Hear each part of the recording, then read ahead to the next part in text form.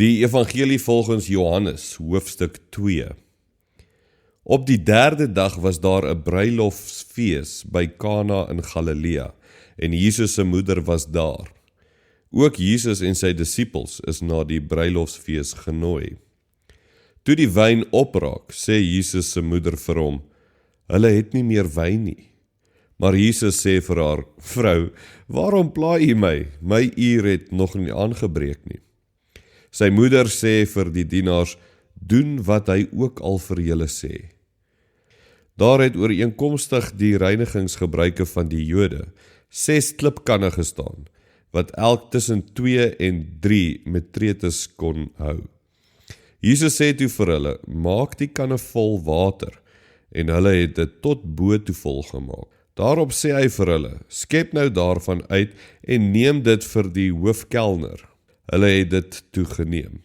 Toe die hoofkelner die water proe wat wyn geword het, hy het nie geweet waar dit vandaan kom nie, hoewel die dienaars wat die water uitgeskep het, geweet het.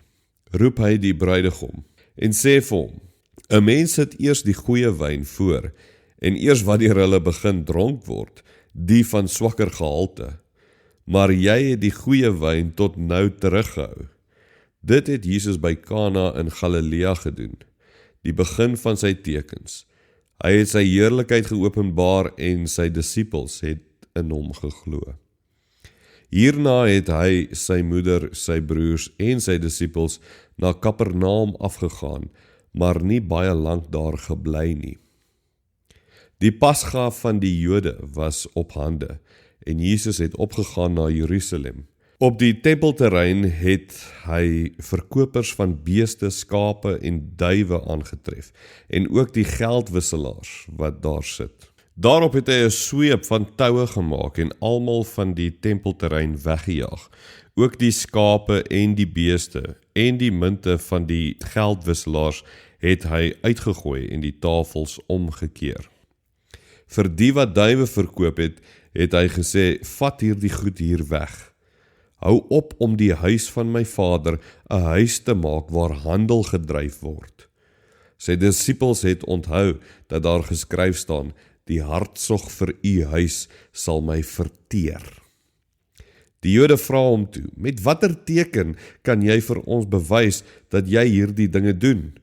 Jesus het hulle geantwoord, "Breek hierdie tempel af en binne 3 dae sal ek dit opbou."